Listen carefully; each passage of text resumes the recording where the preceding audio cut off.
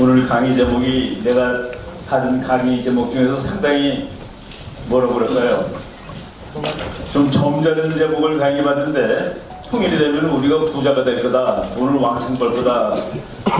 돈 버는 게 좋죠. 그리고 통일되면 당연히 돈 벌 수 있습니다. 통일되기 위해서는 중국을 꺾어야 됩니다.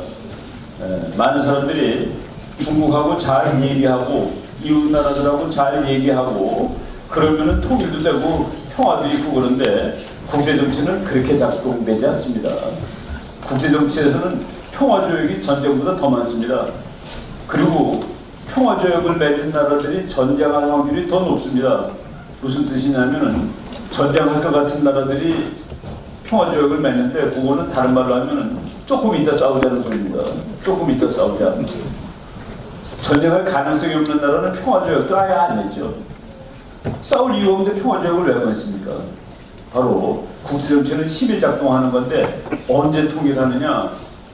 통일을 원하는 대한민국이 그리고 한국의 통일을 지지하는 미국의 힘이 그 두 개를 합친 것이 통일을 반대하는 중국의 힘 더하기 나도 조금 반대하라는 일본이 왔다 갔다 합니다. 더하기 내 지금 통일하면 한국한테 먹히기 때문에 절대로 안 되라는 북한의 힘을 능가할 때 밀어서 통일이 되는 겁니다. 통일을 원하는 측의 힘이 더 셀 때 그때 밀어서 통일하는 겁니다. 그 기간이 가까이 온 것 같아요. 오늘 그런 얘기를 하게 되고 통일을 하게 되면 왜 우리가 부자가 되느냐? 우리 성 기자님이 이미 조금 얘기를 했는데 통일을 하게 되면 말이죠. 대한민국이 얼마나 센 나라가 되는지 계산해 봤습니다. 국제정치학은 국가의 힘을 계산하는 학문입니다. 힘을 정확히 계산하면 전쟁하면 누가 이길지 다 압니다. 그렇기 때문에 누가 이길지 다 알면 전쟁을 막을 수 있습니다. 그래서 국제정치학은 국가의 힘을 연구하는 학문인데 힘을 정말 물리학처럼 정확하게 측정하게 될 수 있는 날 참 지구 평화에 기여할 수 있는 학문이 됩니다.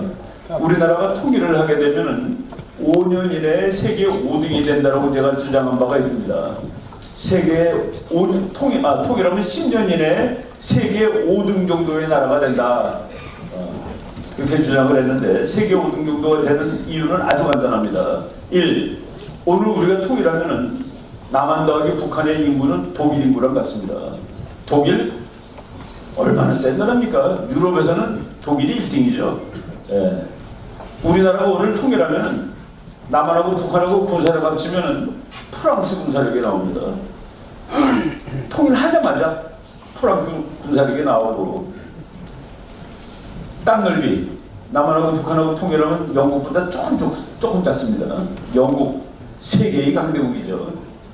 이제 경제력이 중요한데 오늘 우리가 통일하면은 한국을 100이라고 쳤을 때 북한은 2.5도 안 됩니다. 한 43분의 1인가 그래요. 이렇게 나눠보면.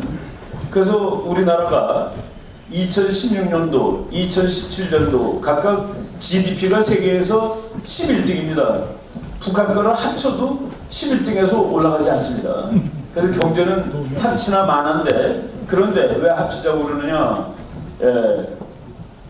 지금 중국이 지금 어렵습니다. 여러분 중국 가서 장사하시는 분들 보면은 더 이상 거기서 할 수 없대요. 밤에 야간 도망이라도 하고 싶은데 그 도망도 못 하고 있고, 우리가 다 북한으로 가면 다 해결되는 문제입니다. 북한으로 가면은 제가 우리나라 회사들이 중국으로 멍땅 다 이사 간 것이 2004년입니다.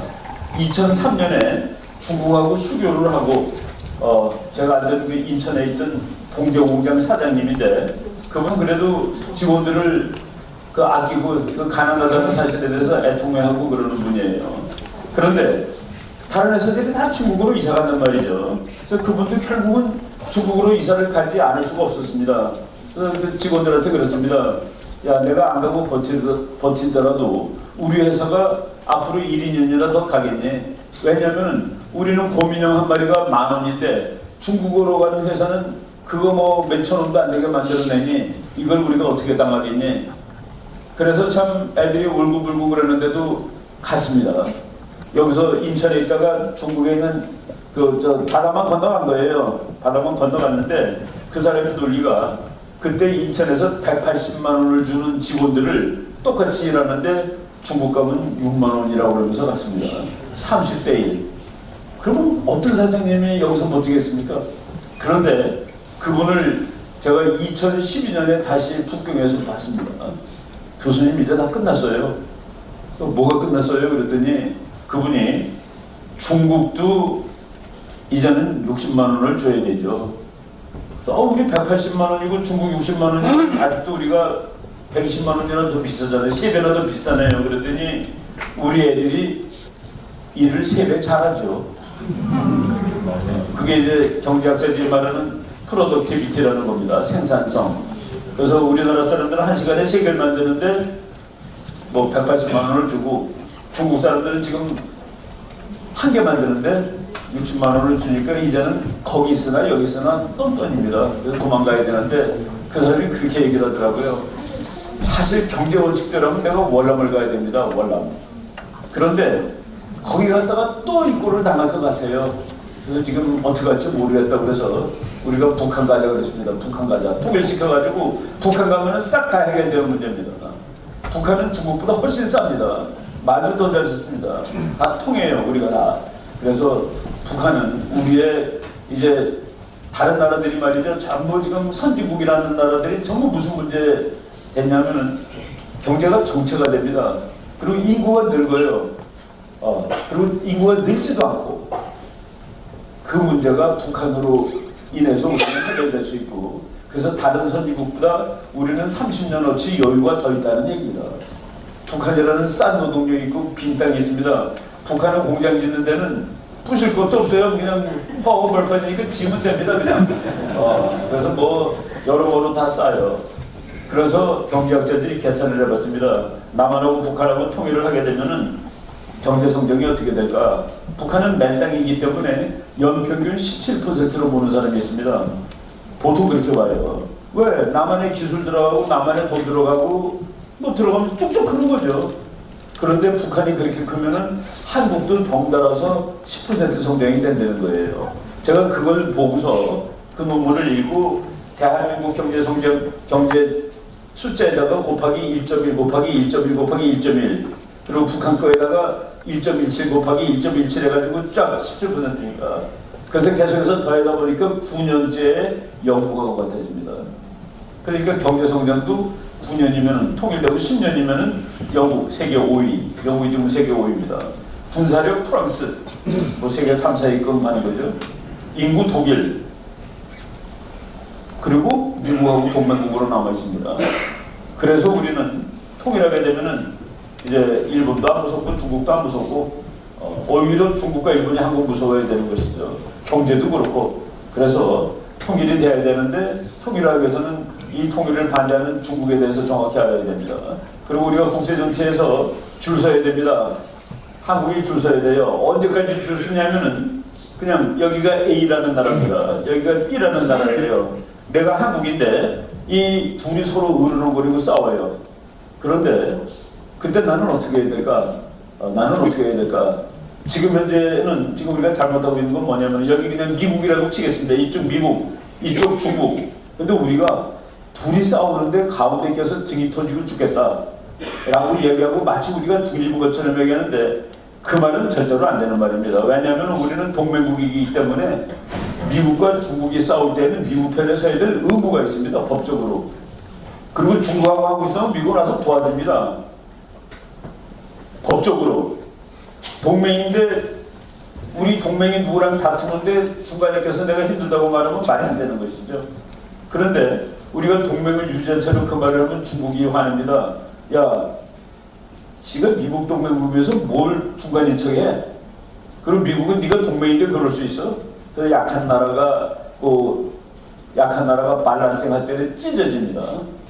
밸런싱이라는 것은 그 미국 이론인데 센 나라가 약한 나라 두 개 갖고 놀 때 밸런싱 한다고 그러는 겁니다. 그 이론을 거꾸로 약한 나라가 큰 나라 둘 갖고 놀 때 한다? 그럼 찢어지죠. 약한 나라는 밴드웨건이라는 게 있습니다. 센 놈 등어리에 매달리는 거예요. 근데 센 놈 등어리에 매달려야 되는데 요새 우리나라에서는 이제 중국이 더 세진다는 이론이 많습니다. 중국이 더 세진대요. 그러니까 미국한테 매달리고 있다가 큰일 나는 거 아니야? 중국으로 매달리는 걸 바꿔야 되는 거 아니야? 예. 그런데 매달리는 거는 이제 약할 때 하는 얘기고, 우리가 안 매달리는 날은 어느 날이냐? 이론적으로 우리가 이쪽에 붙으면 이쪽이 이겨요. 우리가 저쪽에 붙으면 저쪽이 이겨요. 그날 우리는 이제 공격하는 겁니다. 그날 이쪽이나 저쪽은 우리를 잡아당기려고 막 와서 아양 떨고 그럴 거예요. 그래서 국력을 기르는 겁니다. 그래서 국력 경제력 하는 거예요. 우리는 아직까지는 그게 안 됐는데, 그러니까 그거 될 때까지는, 그게 이제 우리 김병민 박사가 말하듯이 통일되고 만주 먹고 그러면 능이 그렇게 되죠. 그런데 그 이전에 우리가 이제 어느 쪽으로 붙어야 되는지를 알아야 되는데, 이기는 쪽에 붙어야 되고 좋은 쪽에 붙어야 되고 뭐 여러 가지 뭐 설이 있을 겁니다. 순수히 국제정치학적으로 말하면 이기는 쪽에 붙는 게 답입니다. 그런데 거기에다가 도덕을 집어넣으면은 그래도 우리나라 땅덩어리에 대해서 야심이 없는 나라 미국입니다. 멀어서도 그렇고 또 미국은 뭐 너무나도 풍부히 많아요. 어떤 사람이 우리나라가 미국의 51번째 주 미국 국회에서 거부합니다. 아유, 안 받아. 멀리 떨어지는 거 뭐하러 가니? 미국은 그렇게 하면 땅덩어리에 대해서 신경 쓰지 않아요.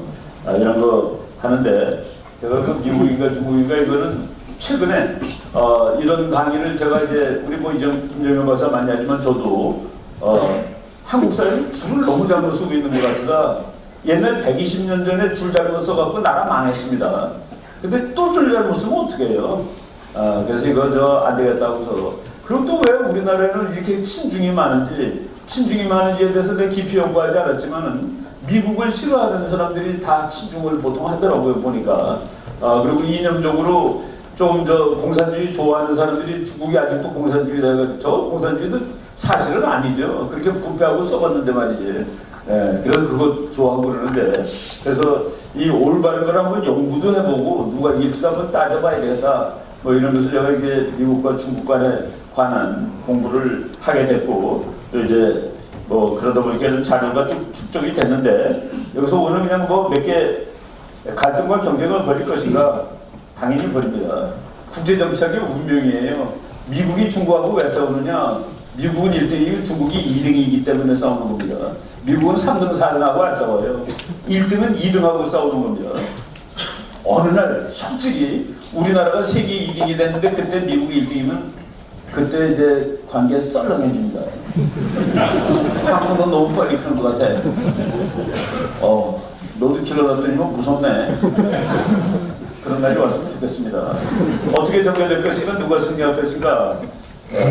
우리 김정민 박사하고 저는 아주 줄기차게 미국이 이긴다라고 주장을 하는 학자입니다. 뭐 근거와 논리가 다 있는 것이죠. 한국이 선택은 무엇이어야 되는가 벌써 했습니다. 트럼프 시대, 뭐 앞으로 오랫동안 미국은 세계 1등이 패권국으로 남을 것이다. 제가 질문합니다.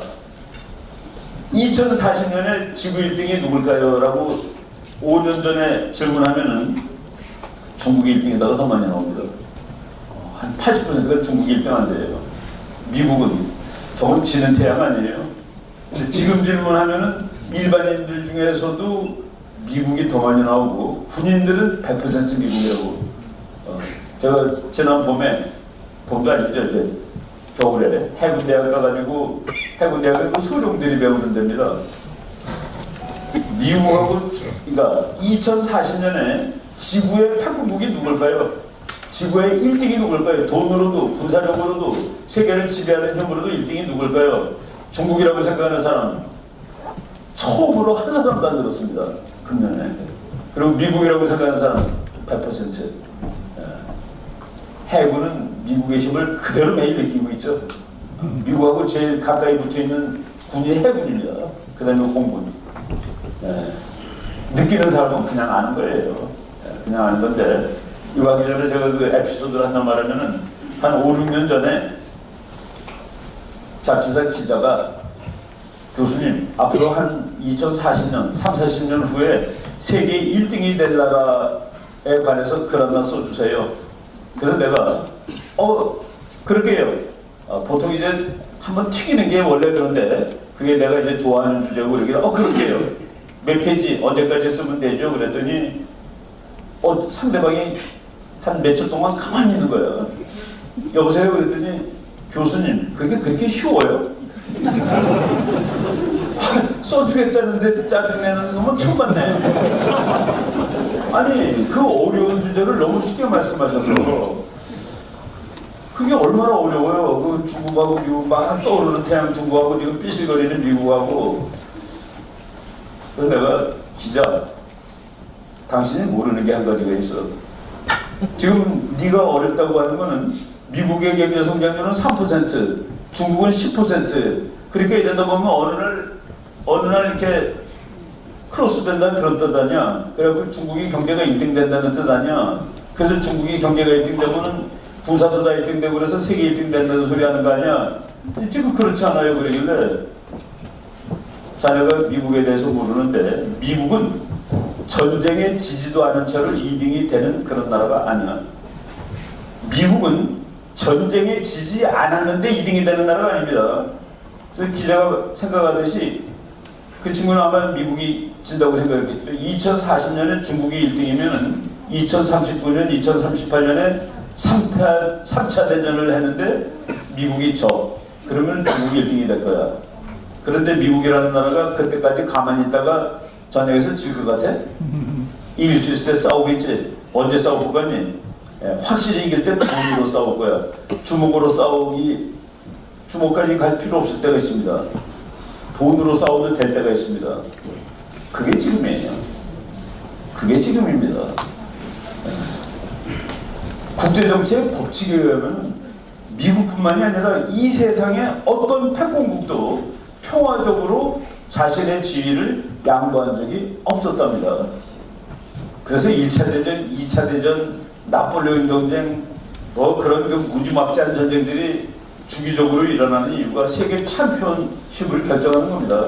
1등이 있는데 1등은 세계를 지키다 보니까 질서를 지키려다 보니까 경제발전, 국내 경제발전에 아무래도 조금 소홀하게 돼요. 세계의 질서를 지키다 보니까. 그 사이에 그 남이 보장해주는 질서 가지고 막 크는 놈이 있습니다. 그러면 조금 더 크면 까불고 댐비는 거예요. 일본이 까불다 죽었죠. 한 20년 전에. 까불다 돈으로 죽었죠. 최근에 그 일본 학자를 만났더니 중국이 미국한테 맞아보질 않아서 저렇게 껐거든요. 자기네들은 2번 맞았다고 그러더라고요. 그래서 나는 2번 맞았다고 그래가지고 처음에는 핵폭탄 2발을 2번이라고 그러나 핵폭탄보다 더 무서운 거는 그 1945년 3월 달에 동경 시내를 밤새도록 폭격한 적이 있었는데 그때 죽은 사람이 핵폭탄 죽은 사람보다 적지 않습니다. 동경 시내가 다 불난 적이 있었습니다. 그랬더니 2번 맞은 건 1945년에 전쟁으로 한 번 지고 그리고 90년대 초반에 미국한테 폭탄 맞아가지고 뻗은 거 그 2번 맞았다고 그러는데 중국이 그걸 안 맞아봐서 저러고 있다라고 그 얘기를 하는 걸 듣고서 그렇지. 일본 사람은 2번 맞아봐서 압니다. 그래서 지금 어떻게 했습니까? 그래서 그냥 납작 엎드린 거죠. 형님 살려주세요. 바로 미국 무서운 나라고 중국 지금 그러고 있는데 이거 뭐 그냥 재밌는 기사들이 제가 강의할 때 쓰는 겁니다. 이 프랑스 사람인데 기소르망이라는 사람이에요. 저 사람은 프랑스가 반미의 왕초가 프랑스입니다. 반미의 기원이 프랑스에 있어요. 그러니까 프랑스의 그 자존심을 미국이 꺾은 거죠. 영국은 그래도 사촌이라고 미국에 대한 반감이 사실 그렇게 세진 않습니다. 지금 아까 여기 그 미국 국가 부른 거는 영국이 1812년에 미국을 침략했습니다. 독립하고 몇십 년 됐다며. 근데 그때는 영국은 세계에서 제일 세고 미국은 그때 그냥 약소국입니다. 그래서 미국의 어떤 애국자가 보니까 이제 영국이 쳐들어와서 싸움을 해야 되는데 미국 요새에 깃발이 펄럭이고 있는 거예요. 저게 내 아침에도 펄럭이고 있을까? 근데 새벽에 아침에 가서 보니까 그 깃발이 막 찢어졌지만 펄럭이고 있는 거예요.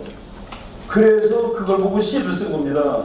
어젯밤에 로켓가 나오고 폭탄이 자기네들도 우리 송종이는 스타 앤드 스트라이프스는 그래도 펄럭이고 있었다. 이 용감한 사람들이 땅 위에서. 그래갖고 그게 미국 국회에서 국가로 이제 지정이 돼가지고 지금까지 이제 불리는 노래가 된 겁니다. 전쟁에서 져야 되는데 영국도 약하니까. 근데도 버텼다. 그걸 보고 미국 애국자가 쓴 시가 이제 미국 국가가 된 것이죠. 근데 이 프랑스 사람이 그런 연구하고도 미국은 사이가 좋은데 이 프랑스 사람이 우리나라 그 문화일보, 바로 이건 문화일보에서 2014년에 인터뷰했던 거예요. 지난 2007년 금융위기 이후 미국 모델 대신 중국 모델이 새롭게 평가되고 있다는 지적이 있는데 이 사람 답입니다. 세상에 어떤 나라도 중국을 모델로 삼고 있지는 않다. 우리나라 일부 빼놓고는. 그런 미국의 파워가 요즘 들어 쇠퇴하고 있는 지적이 많다. 그런 주장에 전혀 동의할 수 없다. 우리나라 신문은 팩트가 틀립니다. 틀린 게 너무 많이 나와요. 옛날에는 말이죠. 그래도 우리 서로 싸우다가 야 그거 신문에 나서 그랬으면 이겼습니다. 신문에서 봤다는데 어떻게 된 거예요? 근데 요새는 신문 여러분 2016년 얘기해 드릴게요. 2016년에 트럼프하고 힐러리 선거할 때 대한민국 신문 중에서 트럼프가 이길 것이라고 쓴 신문이 하나라도 있었나요? 없어요. 단 하나도 없습니다. 텔레비도 단 하나도 없습니다. 사과했나요? 사과. 네. 제가 그 트럼프가 된다라고 어디 가서 몇 번 얘기를 했습니다. 텔레비에 나와서도 얘기하고 조선일보에 한 번 쓰고 동아일보에 한 번 쓰고 저희 후배들이나 뭐 이런 사람들이 야, 저 선배님이 내년에 어떻게 그 뒷감당을 하시려고 저런 거 다니시나 그랬대요. 또라이라고 그러고 기자들은 저를 또라이라고 그랬습니다. 신문에도 안 나오는 소리를 쓰는 놈이니까 또라이지. 네. 근데 사과도 안 해요. 제가 그 트럼프 당선되는 날 저녁 6시, 저녁 4시쯤에 당선됐어요. 우리나라 시간으로 저녁 4시 15분에 당선이 확정됐습니다. 6시부터 그날 강의 하나 약속을 한 거가 있는데 미국 대통령 후보에 받아서 약속을 했는데 내가 이런 일 때문에 트럼프가 이긴다고 지난 반년 동안 얘기하고 있었다. 그 얘기를 다 들은 어떤 사장님 한 분이 자기는 집에서 신문을 4개를 보고 회사에서는 모든 신문을 다 보는데 지금 당신이 하는 얘기를 지난 반년 동안 들은 적이 없다. 본 적도 없고 그래서 약속 하나 하겠다 그러면서 신문 4개를 끊겠다고 약속을 했습니다. 그날 집으로 오는 신문. 네. 우리나라 신문에 미국하고 쇠락하고 있다고 다 나오는 거예요. 우리나라 모든 신문에 신문만 열심히 본 사람은 중국이 1등입니다. 이제 곧 아주 곧 미국 중국이 부상하고 있지 않은가. 중국은 빈곤한 국가다. 여러분 내가 의사한테 들은 얘기인데 심리학 하는 의사예요. 정신병 의사인데 여기 우리 7명 계시는데 내가 누가 집에 돈이 제일 많냐를 아는 방법은 얼마 보세요. 다 이렇게 써든지 뭐 이렇게 답을 받아요. 그거로는 등수를 모른답니다. 한 달에 얼마 쓰세요 라는 거로는 등수가 많아요. 그래서 누가 더 부냐냐고 그러면 한 달에 얼마 보세요라고 묻는 게 아니라 한 달에 얼마 쓰세요라고 물어보는 게 더 정확하답니다.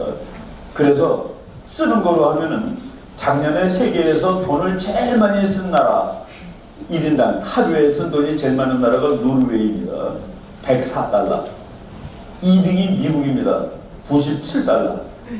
우리나라는 20몇 등인데 35달러, 34불 몇십 센트예요. 중국 사람들이 1년에 얼마를 썼느냐? 하루에 얼마를 썼느냐? 중국 사람이 쓴 평균 소비한 걸 다 14억으로 나누고 365로 나눠 보니까 중국 사람들은 하루에 6달러 58센트를 쓰고 살았습니다. 6달러 58센트. 쉬운 말하면은 스타벅스 커피 2잔값. 우리나라 거는 비싸서 우리나라 건 2잔도 못 먹어요. 미국 기준으로 스타벅스 2잔. 제가 커피를 무지하게 많이 마시는데 술 안 마시는 대신에 2잔째 될 때 나는 미안합니다.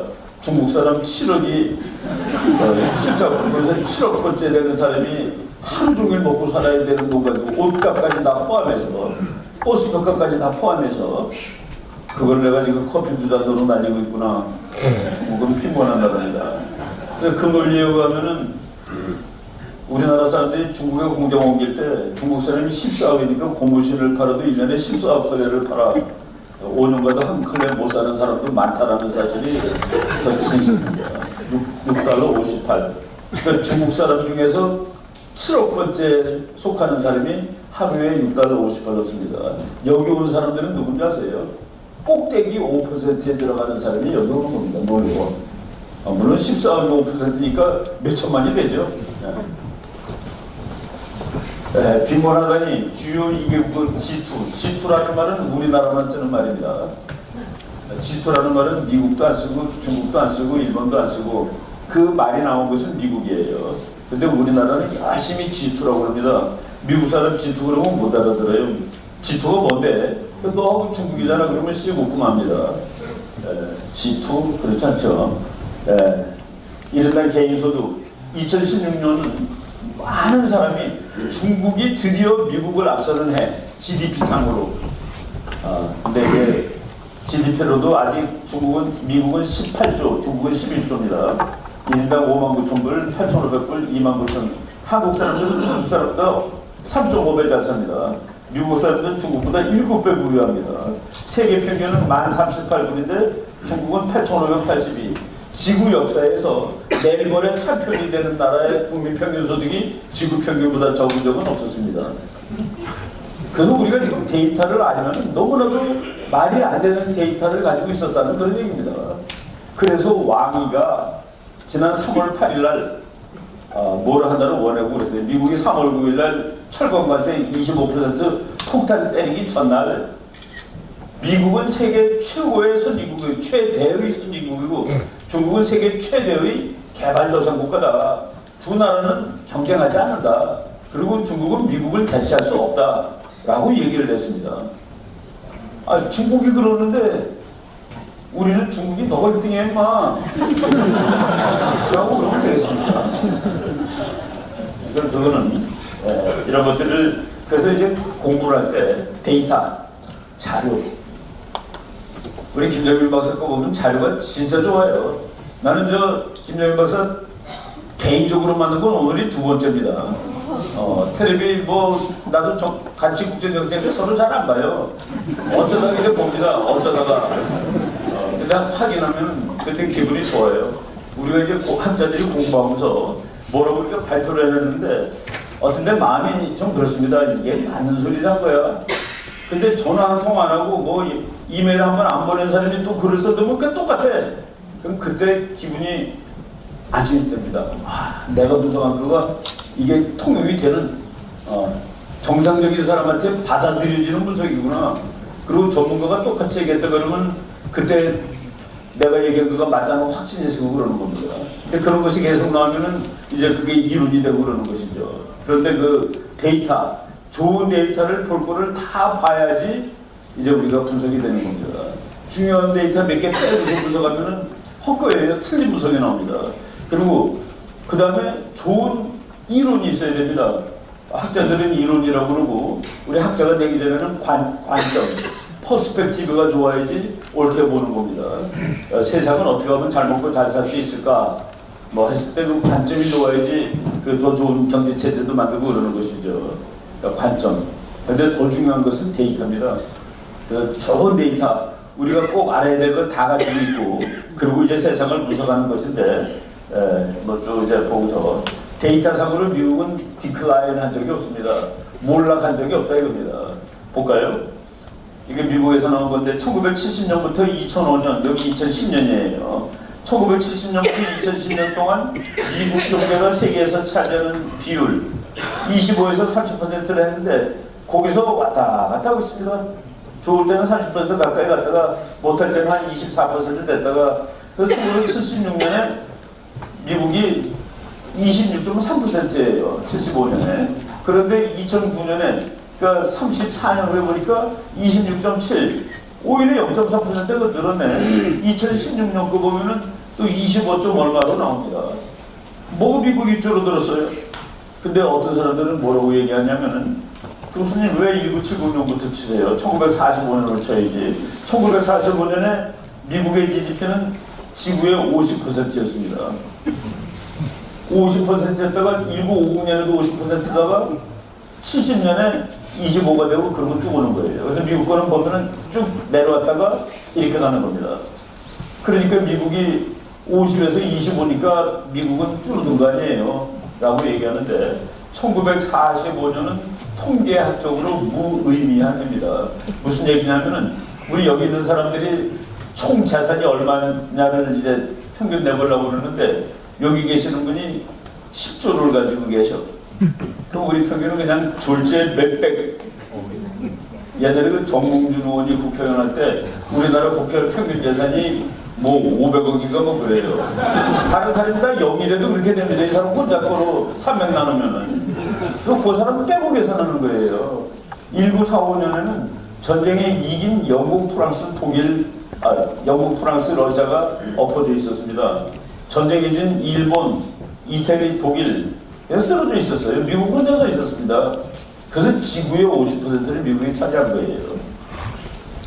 1970년을 어떤 해로 치느냐?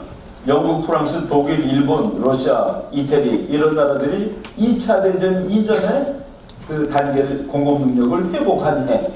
그래서 그때부터 치니까 미국은 그대로 하는 얘기입니다. 아시아가 올라갔죠. 아시아가 올라가고 유럽이 내려갔습니다. 유럽 16개 나라가 지금은 미국보다도 적습니다. 이 데이터를 알면은 쇠망하고 있구나가 틀리는 얘기구나 하고 그대로 알 수 있는 것이죠. 바로 뭐 이런 것들을 우리가 잘 봐야 되고, 중국의 사드 보복에 대해서는 WTO 제소 철회하고 제소하고 이런 건 아니죠. 그리고 재미있는 일이 벌어졌어요. 우리 그 국가안보실장이 미국 가서 우리도 철강 좀 봐주세요를 누구한테 얘기했나요? 국방장관한테 얘기했습니다. 국방장관한테 우리도 철강 25%인데 그거 좀 봐주세요. 안보가 중요하니까. 그러니까 안보는 경제가 갖다는 소리 아니에요. 그게 분리되어 있으면은 국방장관한테 물어보면 안 되지. 재무장관한테 가서 우리 좀 빼주죠 그래야지. 그리고 안보와 경제가 분리된 거라면 중국은 왜 사드 때문에 관광객가 뭐네요? 분리된 건데 어떻게 이어져요 그게? 자기네가 안보 문제라고 생각하고 관광객을 안 보낸 것이죠. 경제하고. 그러니까 그거는 논리가 맞지 않는 거. 그러니까 그거는 애들도 다 아는 거가 신문에 그냥 잘못 나오고 막 그런다는 얘기입니다. 이건 뭐 좀 넘어가고 몇 가지 시간이 이제 오늘 많지 않고 제가 또 내일도 또 얘기하고 그러기 때문에 이제 좀 미국의 말이죠. 하버드 대학 교수인데 이것도 제가 제 그 강의에서는 한번 소개한 적이 있습니다. 책 제목이 횡재요. 횡재? 야 무슨 놈의 책 제목이 횡재라는 책이 국제정책 칸에 꽂혀있나?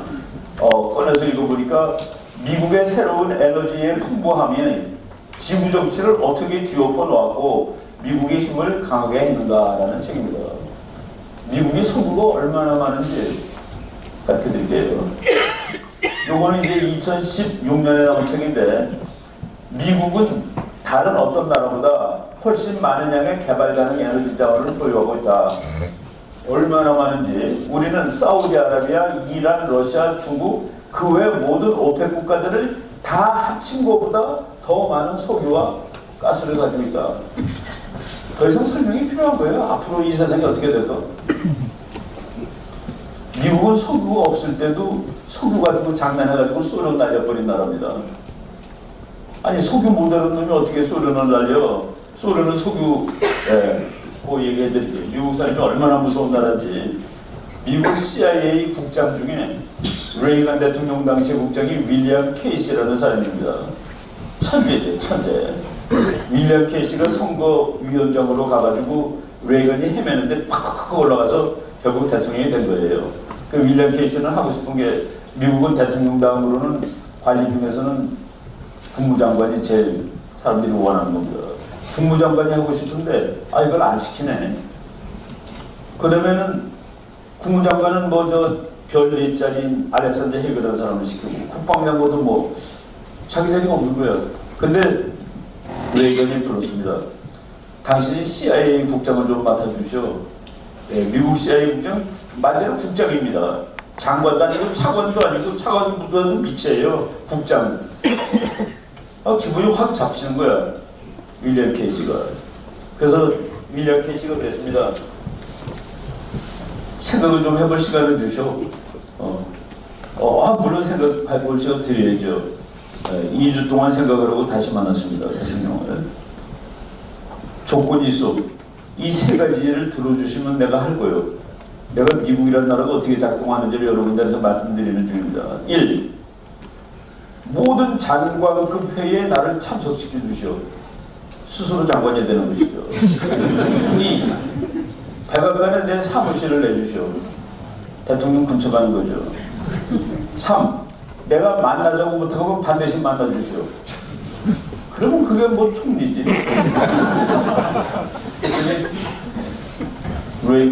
물론이지.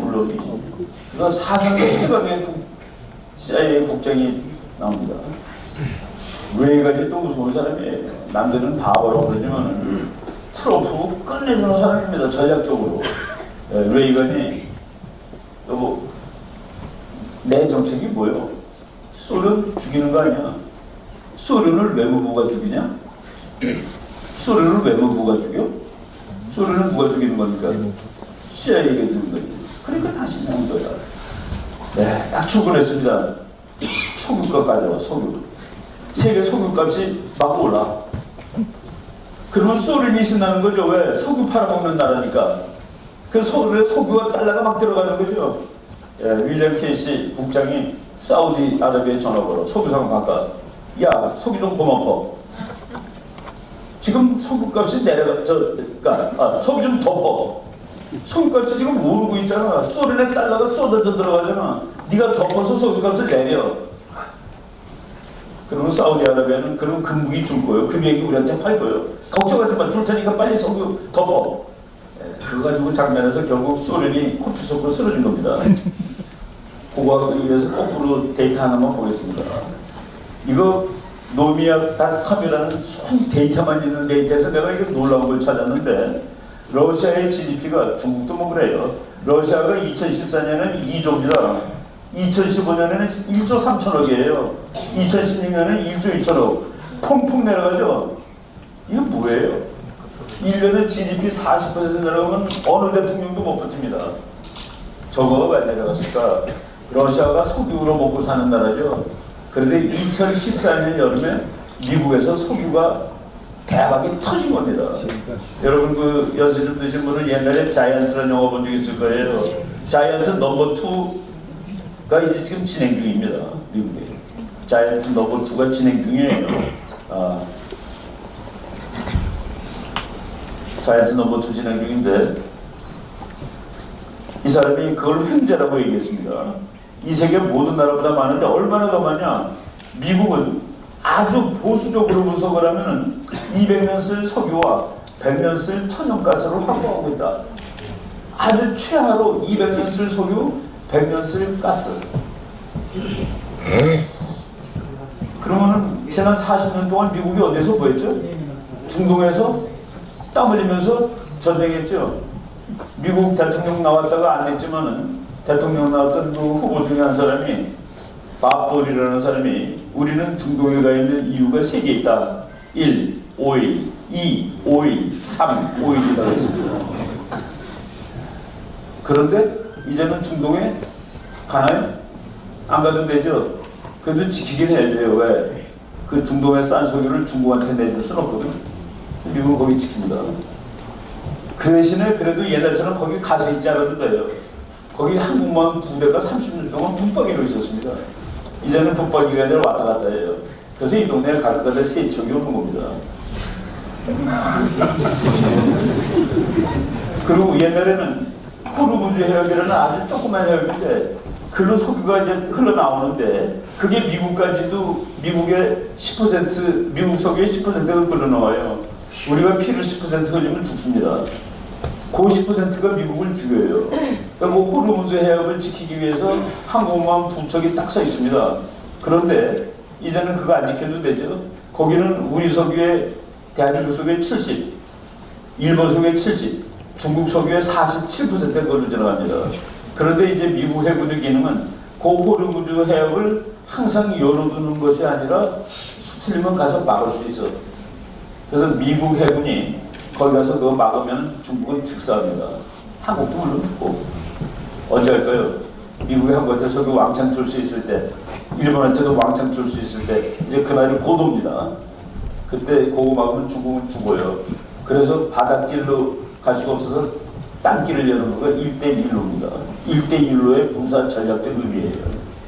그 그게 돈 벌려고 뭐 즐겁게 하는 게 아니라 잘못하면 죽겠구나 그래서 중국 해군이 중동에서 미국 해군을 싸워서 이기지 못하는 한 우리가 알고 있는 미국과 중국이 어떻게 될 거다라는 얘기는 틀리는 얘기라고 보시면 됩니다.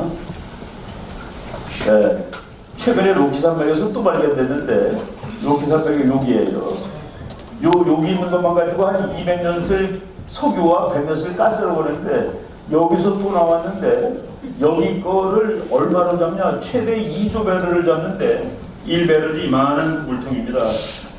술통, 물통 뭐 160리터인데 그거를 미국이 그 하루에 1,800만 개를 씁니다. 지금 우리나라가 여름에 에어컨 아주 세게 틀면 220만 개 씁니다. 일본이 한 4, 500만 개, 중국이 한 뭐 7, 800만 개 이렇게 써요. 7, 800만 배럴. 그런데 여기에 2조가 더 있다는데 2조를 1,800만으로 나누면은 304년이 나옵니다. 500년어치 석유. 미국은 말이죠. 기름이 없을 때는 기름이 얘네가 다 모자라다고 없다고 그랬잖아요. 그때 석탄을 휘발유로 만드는 기술을 개발했습니다. 석탄을 물로 만드는 차에다 넣으면 차가 가는 거예요. 미국은 500년 쓸 석탄을 가지고 있습니다. 그래서 이제 에너지하고 푸드, 먹을 것과 에너지, 그게 국력의 기초인데 그것에서 미국은 해방된 나라예요. 중동 문제, 그러니까 예루살렘으로 수도를 옮겨도 되는 겁니다. 왜? 중동이 아무리 화려해도 중동 석유 안 사오니까 걔네들 피 떼내도 괜찮아요. 바로 그런 상황에서 세계가 제일 움직이고 있는데 이거 뭐 우리가 다 할 필요는 없고 시간이 지금 제가 30분 받았는데 벌써 30분 됐네요. 성 기자님한테 허락받고 여기까지만 하고 질문 받고 그래도 되죠? 아니 더 하셔도 돼요. 아니 또 우리 김현민 박사 더 재밌는 거 있으니까. 아니 이 가는 시간은 뭐 오버해요. 그 아까 말한 그 쉐일이라는 거 말이죠. 뭐 아시는 분들도 많이 계시겠지만은 이게 5억 년 전에 바다예요. 재수도 좋은 놈들이야 저것들은. 5억 년 전에 바다인데 그 바다에 이제 그 압력으로 해갖고 쌓이면서 그 바닷물이 다 마르고 그 바위가 아직도 그렇게 단단하진 않습니다. 근데 거기 뭐가 있을까요? 물고기 시체 있잖아요. 그게 바로 석유지 뭡니까? 그래서 그게 있다는 걸 알았어요. 그런데 아니 알고 뭐합니까? 3,000m 속에 있는데 보통은 3,000m랍니다.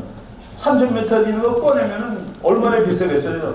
그러니까 그건 꺼내도 못 보고 꺼내기도 너무 힘들고 근데 그거를 참 미국 사람들이 그걸 꺼내는 겁니다. 중동 석유 1배럴이 100불 할 때 60달러에 꺼낼 수 있는 기술로 지금은 40달러까지 내려갔습니다. 사우디 거가 꺼내는 원가가 30불입니다. 미국 거가 지금 40까지 내려간 거예요. 이제 게임 끝입니다. 게임 오버예요. 맨 처음에 60불일 때 사우디가 말이죠. 야 그럼 우리가 40불에 팔아. 그러니까 미국이 고마워 그러고 저 문 닫고서 그거 사옵니다. 근데 언제까지 40불에 팔겠어요? 올려야지. 그 우리 것도 꺼내주고. 옛날에 미국은 말이죠. 석유 사다가 동굴에다 집어넣던 나라예요. 왜? 나중에 석유가 없을 때 자기네가 쓰려고 그것을 전략 비축유라고 합니다.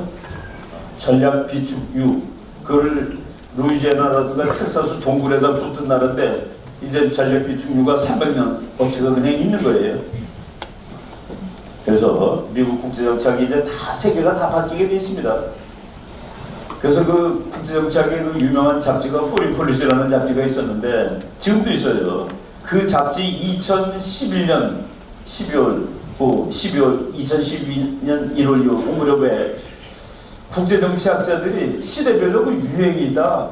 국제정치학자가 입에 달고 사는 말들이 있는데 10여 년 전에 이 세상 모든 국제정치 전문가들은 오사마 빈 라덴 엔티테러 워페어라는 말을 입에다 붙이고 살았지. 전부 다 그때 테러 전쟁 뭐 전부 그 얘기만 했잖아요. 그죠? 그러다가 지난 10년 동안 지구에 있는 거의 모든 사람들은 국제정치쯤 얘기할 때 거의 모든 사람이 The Rise of China 중국의 부성에 대해서 얘기하고 살았지. 그런데 앞으로 이 세계 사람들은 국제정치를 공부하는 사람들은 아메리칸 에너지 붐이라는 요 세 단어를 얘기하고 살아야 돼. 대한민국은 그 논문이 2011년에 나왔는데 2018년인 지금에도 라이즈 오브 차이나의 시대를 살고 있습니다. 그렇죠. 지금 우리는 아직도 더 라이즈 오브 차이나가 우리나라 국제정치학의 키워드가 되고 있죠. 아메리칸 에너지 붐이 아니라. 그냥 여러분들이 그래도 뭐 대부분 자기 차를 타고 다니니까 2014년 7월 달에 1리터에 얼마의 기름 넣으신 거 혹시 기억하시는 분 계시나요? 우리 성 기자 기억하세요? 2014년 7월 달에 우리나라 전국 주유소 휘발유값 평균이 1리터에 2,000원이었습니다. 제가 7월 20 며칠 날 강릉에 강의를 하러 내일 가야 되는데 차표를 못 가고 차 타기 위해서 내 차를 갖고 가기로 했는데 기름을 가득 채우는데 지나가는데 보니까 1999가 있어서 저거 싼 데가 있다 해서 집어넣은 기억이 납니다. 바로 그 7월에 이게 터진 거예요. 백종이라는 데서. 빵 터져가지고 2012년에 미국 사람들이 앞으로 미국 석유의 시대다 하고서 막역지 파는데 바네트, 여기 우리 텍사스 대학이 여기 위에 있습니다. 텍사스 대학이 등록금이 미국에서 제일 싼데 제가 다닐 때 그때는 이제 뭐 옛날이지만은 이 쉐일이 나오기 전인데 텍사스 대학이 기름이 싼 이유는 텍사스 대학이 유정이 많습니다. 학교 땅에 기름이 많이 나와요. 그래서 그 석유 팔아가지고 등록금이 내가 연세대학교 졸업하고 텍사스 대학 갔는데 연세대학교 대학원 등록금하고 같은 돈으로 박사과정은 다 했습니다. 30만 원 우리나라 돈으로 한 학기에. 그러니까 텍사스 대학은 이거 대학 연세대학하고 등록금이 같은데 지금 쉐일이 터져가지고 이제 안 받아도 돈 안 받아도 될 판이에요. 가스로 미국은 가스로 이 발전소를 가스로 다 바꿨는데 가스가 거의 공짜입니다. 그래서 미국 대학교 앞에 가보면 하숙집에 우리 집은 전기값 무료라고 선거합니다. 전기값 무료라고 나옵니다. 그러니까 에어컨 막 쳐놓고 그냥 켜놓은 채로 나가고 막 그래요. 그래서 에너지 모든 큰 전쟁이 전부 에너지 전쟁입니다. 저거를 미국이 지금 다 먹어가는 분위기죠. 그래서 우리가 미국 그냥 남아도는 천연가스 미국 거 사오면 됩니다. 기름도 미국 거 사오면 안전해요. 지껏 팔아먹었으니 지가 안전을 보장할 거 아니에요. 딜리버리 할 때. 중동에서 오면서 매일 남의 눈치 보고 중국 눈치 보고 뭐 이러면서 오는데 왜 남자애로 와야 되니까 이런 것들 우리가 다 고려사항입니다. 앞으로. 그래서 이제 지금 미국의 이 경제학 교수가 이제 여기가 쉐일이에요. 이게 딱 3,000m를 파고 내려가서 파이프를 또 이쪽으로 또 뻗습니다. 근데 파이프에 구멍을 뚫어놓고 압력을 세게 더하면은 그렇게 팍팍하면서 바위가 터져요. 터지면서 이제 이 기름이 고이게 되는데 이걸 있는 쭉 빨아올리는 겁니다. 근데 이 기술을 개발을 했는데 개발을 해가지고 프래킹이라고 그래요. 프래킹.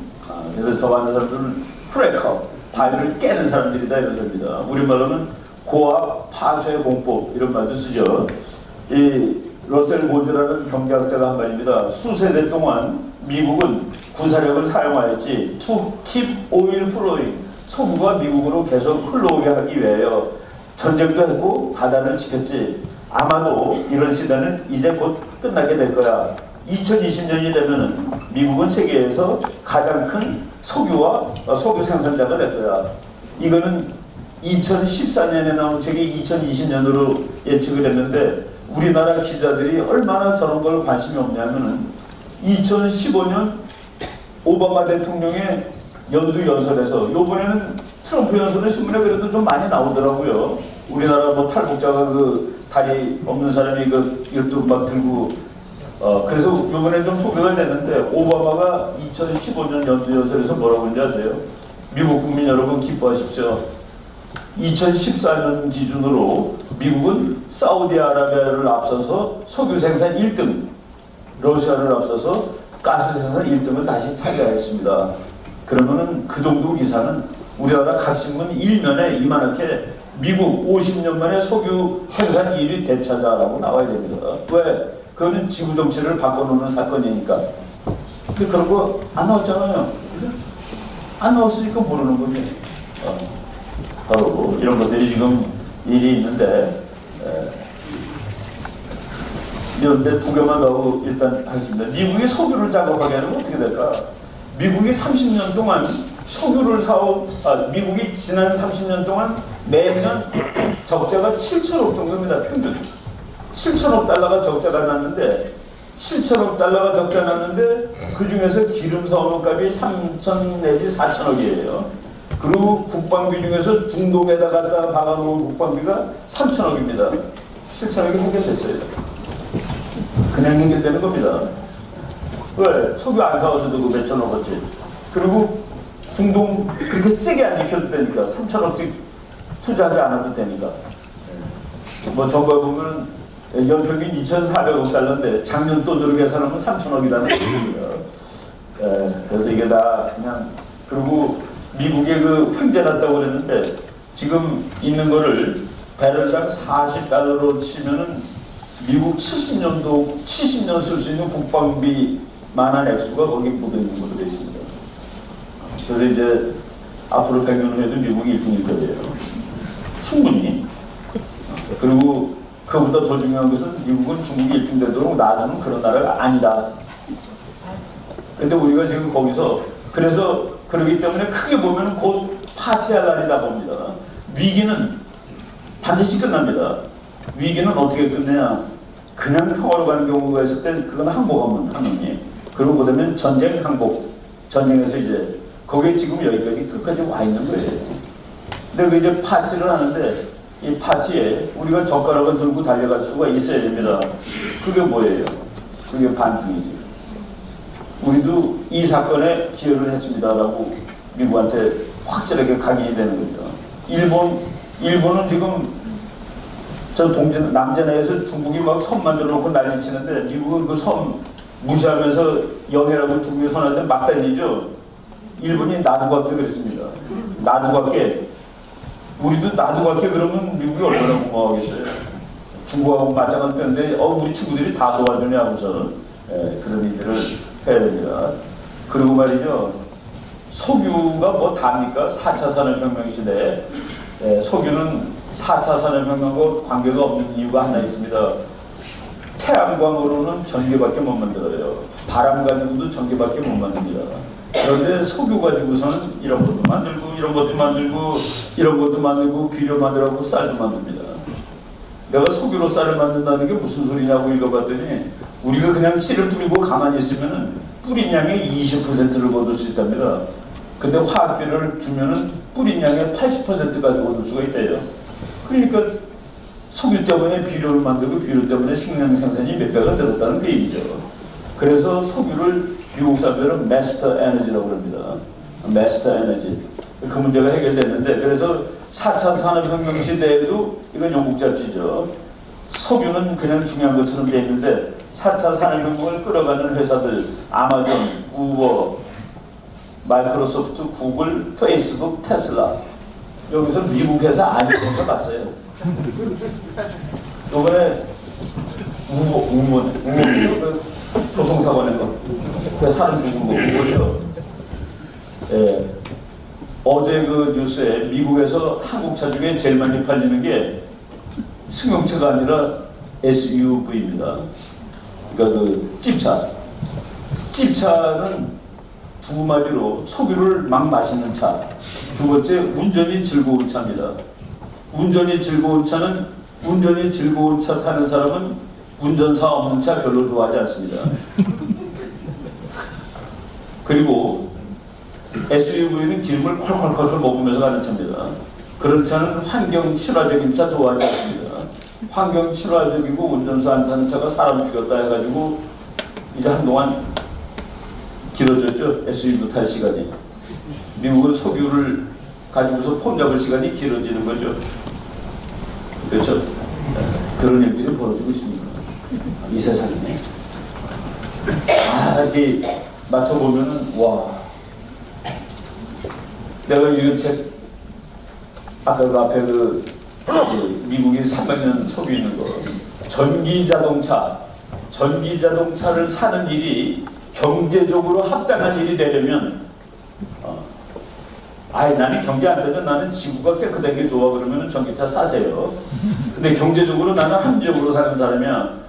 그런 사람은 1배럴에 300달러가 되는 날 전기자동차를 사면은 휘발유차 사는 거하고 이제 경제적으로 같습니다.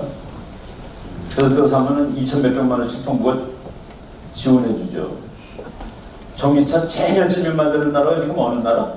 중국이죠. 그런데 미국에서는 중국의 전기차를 앞으로 어떻게 해놓을 것 같아요? 참 되는 것마다 되나 잘. 중국의 월스트리트 저널에 의하면은 중국의 배 만드는 공장이 조선소가 한 700개가량 되는데 작년 3월 현재 500 몇십 개가 문 닫았습니다. 공산주의는 그런 거예요. 장사 좀 되니까 그냥 막 만들어 놨네. 중국에는 인구 80만 명이 살 도시에 8천 명도 안 사는 데도 있습니다. 왜? 먼저 졌거든. 우리나라 분당 질 때 그냥 지어놓고 사람 받았습니까? 아파트 그거 판 다음에 돈 받고서 졌습니까? 자본주의하고 사회주의가 공산주의가 그게 다른 겁니다. 그런 거 많고 그래서 뻥 터지는 거죠. 잘못하면. 중국 고속전철 회사가 쌓아놓은 빚 우리나라로 치면 KTX예요. 이 세계에서 고속전철이 중국에 있는 고속전철 길이가 약 2만 킬로미터인데 지구에 있는 모든 나라 걸 다 합쳐도 2만이 안 됩니다. 그럼 그걸 보고 우와 대단하다라고 그러는 사람은 바보예요. 그렇죠? 그런데 고속전철이 여러분 부산 한번 갔다 오고 가세요. 15만 원은 듭니다. 15만 원. 부산 갔다 오면은 KTX가 이렇게 비싼 거예요. 중국은 우리나라보다 땅이 넓으니까 얼마를 받아야 됩니까? 뭐 싸게 받아도 그래도 꽤 비싸죠. 근데 아까 중국 사람들이 하루에 얼마 쓰고 산다고요? 그걸 어떻게 타요? 그러니까 정부는 그래도 만들어놨으니까 값을 왕창 싸게 해야 되겠죠. 우리나라 전철만큼 싸게 해줘야 되겠죠. 그래서 중국의 KTX가 지금 쌓아놓은 빚은 중국 GDP의 6%입니다. 작년 보면 이제 한 철도 회사가 중국 GDP의 6%에 해당되는 빚을 지고 있다. 어떻게 살아요? 나라. 우리나라가 국민소득 만불되는 해 민주화가 됐습니다. 만불되는 1987년에 지금 돈으로 만불되는 해 내 테이블에가 토요일날 난 집에서 쉬고 싶어요. 그리고 꼭 7% 8% 성장 안 해도 돼요. 우리 좀 그리고 대통령도 장충체육관에서 공원 먹고 우리가 직접 먹고 싶어요. 그거를 전두환 대통령이 그렇게 하시오. 노태우도 대통령 되기 전에 그렇게 합시다 했습니다. 그리고 어떤 커피숍에서 오늘은 기쁜 날이라고 그래서 어떤 아줌마가 그날 커피다 무료로 줬습니다. 그것이 민주주의가 발전하고 국민의식이 발전하고 경제가 발전하면서 민주주의가 되는 건데 그게 1987년인데 중국이 거기 왔습니다. 우리나라는 그때 전두환 대통령이 그래 다음번 대통령은 국민들이 직접 뽑아 민주화로 갔습니다. 중국이 이번에 그거가 왔는데 시진핑은 그런 거 없어. 거꾸로 가는 겁니다. 거꾸로 가는 거예요. 민주화를 못 시켜요. 왜? 나라가 쪼개지니까. 쪼개지니까. 위구르 민주화시키면 위구르 독립시켜줘야 되잖아요. 만주 사람한테 투표하라고 난 한국에 붙을 걸 그럴 거예요? 한국에 붙을 거라고 그럴 겁니다. 광동이 내가 언제 중국이야? 티베트 내가 왜 중국이니? 송나라만 남죠. 못하는 겁니다. 못하면 그럼 터지는 거지 속으로. 그런 상황이 지금 중국이 다가오고 있다는 그런 얘기입니다. 우리나라의 비유를 하자면 전두환 대통령이 국민들이 민주화하달라고 그랬더니 전국의 계엄령을 선포하다라는 사건이 지금 중국에서 터진 겁니다. 일단 여기까지 하고 또 내 것도 아껴둬야지 또 써먹으니까